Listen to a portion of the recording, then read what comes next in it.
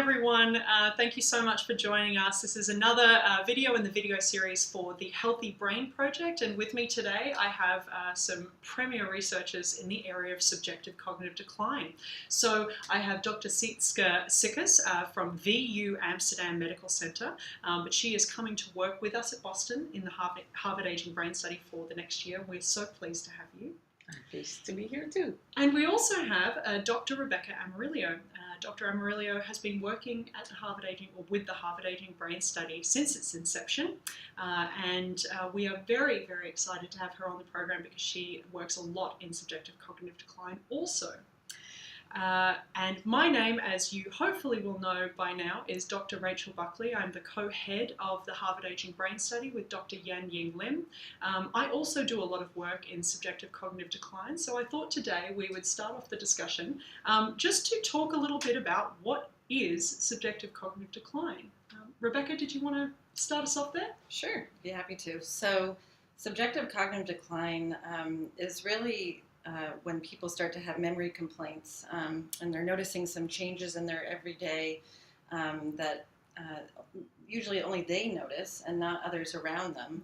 They're still able to go about doing their everyday tasks without any difficulty, but it just seems like there's maybe just some subtle changes that they observe. And if they were to come into a clinic and do our cognitive testing, they would perform normally. Wouldn't be anything a doctor would identify as being an impairment, but it just doesn't feel the same for them in that they're noticing some changes.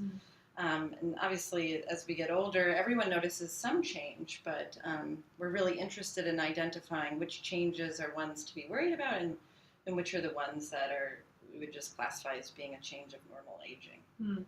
And so, Sietske, what would be, the current idea of what we think of SCD in terms of criteria? Like, what sorts of things do people usually have to meet in order to meet this idea of subjective cognitive decline?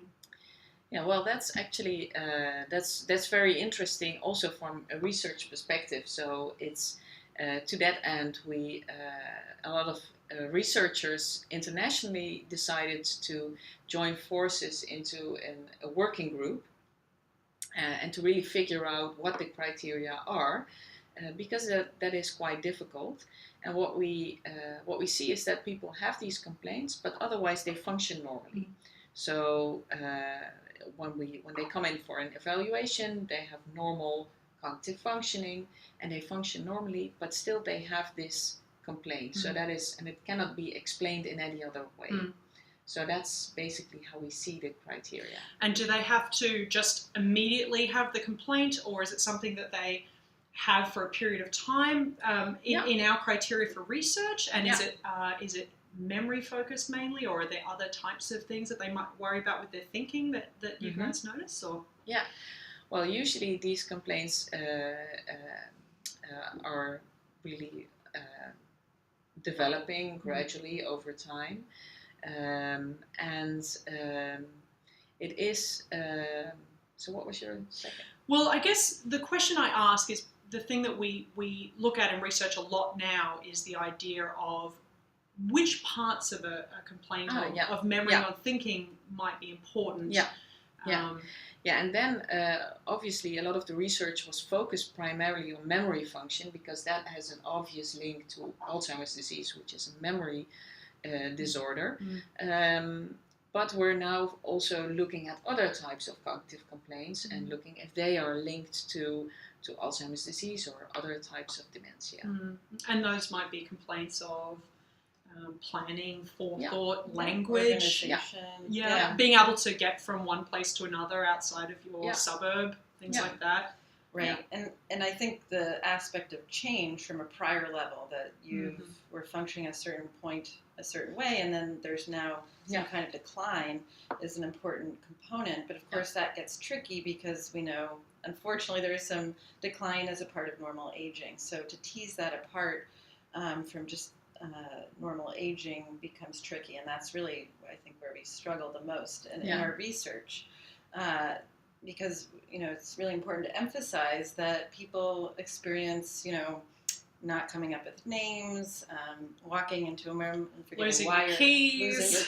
But I think importantly, retracing your steps and finding them. But We know for a variety of reasons, including having small children can impact your ability to recall where you put something or what you were doing. But obviously we want to distinguish that between the earliest signs of Alzheimer's disease, because there's a real movement to try to capture it early and treat it early. So. Yeah, that's a really important point that you raised, Rebecca, because this idea of, what actually constitutes real worry that should be a concern, that you really feel like you should bring that to the doctor. That's a really difficult thing for somebody who's just, in the community who is worried. How do we know, how should people know when it's so severe that they should do something about it?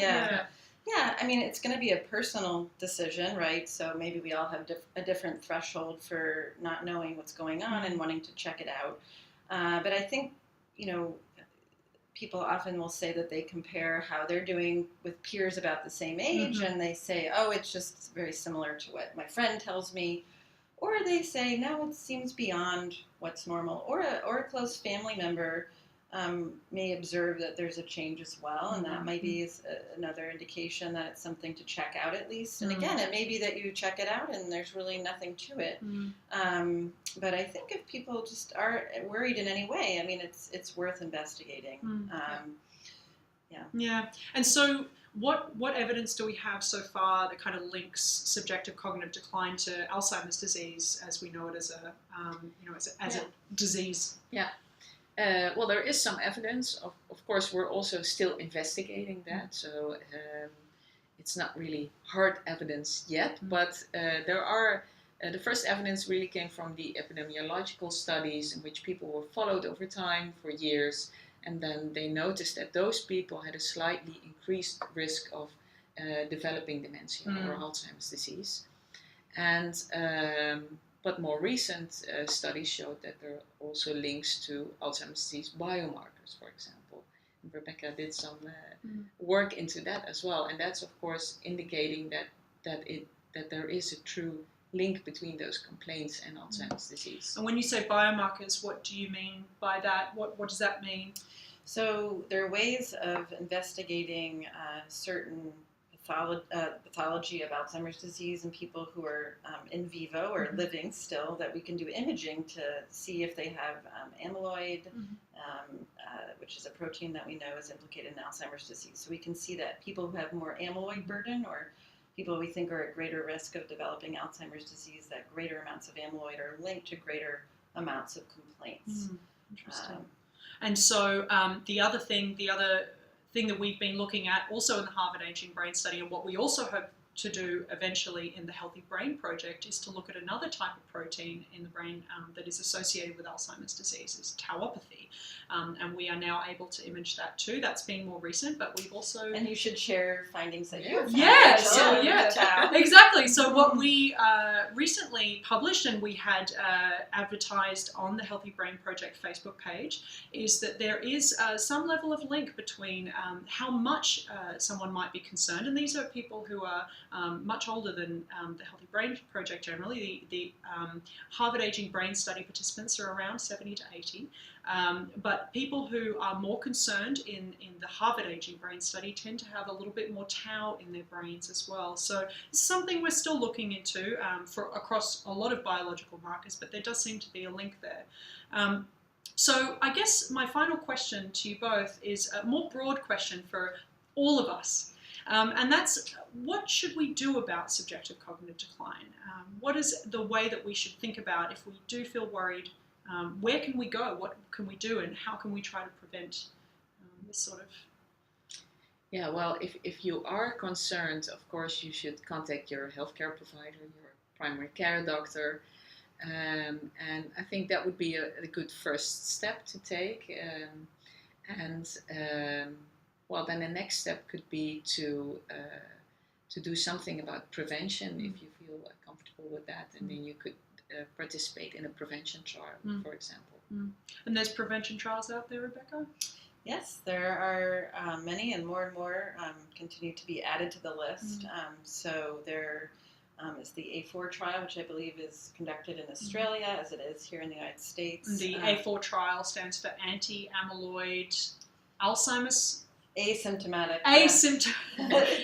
There's 4 A's in it, and so it's called A4 trial, and it was originally started by our supervisor here at the Harvard Aging Brain Study, Dr. Risa Sperling, but there is a clinical trial arm that is also running in Australia, which you can find out more about on our website, and also you can Google for it as well.